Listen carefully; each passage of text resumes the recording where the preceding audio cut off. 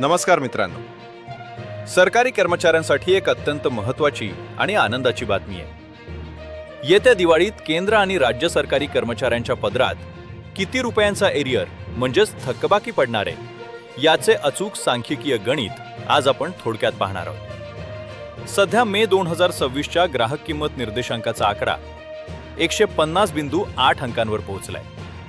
या सांख्यिकीय डेटानुसार जुलै 2026 पासून कर्मचाऱ्यांचा महागाई भत्ता 60% थेट 63% होणार हे आता जवळपास निश्चित झाले.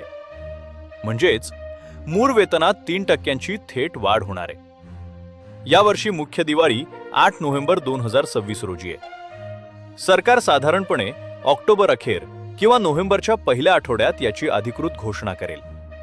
हा नियम 1 जुलै 2026 पासून लागू होत असल्यानं कर्मचाऱ्यांना जुलै, ऑगस्ट आणि सप्टेंबर अशा एकूण 3 महिन्यांचा एरियर ऑक्टोबर किंवा नोव्हेंबरच्या पगारासोबत रोख स्वरूपात मिळेल. आता पाहूया तुमच्या बेसिक सॅलरीनुसार तुम्हाला किती एरियर मिळेल. जर तुमचे मूळ वेतन 18,000 रुपये असेल तर दरमहा 540 रुपये वाढ या हिशोबानं 3 महिन्यांचा एकूण एरियर 1,620 रुपये मिळेल. जर तुमचे मूळ वेतन 35,000 रुपये असेल तर दरमहा 1,050 रुपये वाढ या हिशोबानं 3 महिन्यांचा एकूण एरियर 3,150 रुपये मिळेल. आणि जर तुमचे मूळ वेतन 56,900 रुपये असेल तर दरमहा 1,707 रुपये वाढ या हिशोबानं 3 महिन्यांचा एकूण एरियर 5,121 रुपये मिळेल. याशिवाय ट्रान्सपोर्ट अलाउन्सवर वाढणारा डीए जोडल्यास ही रक्कम आणखी वाढेल.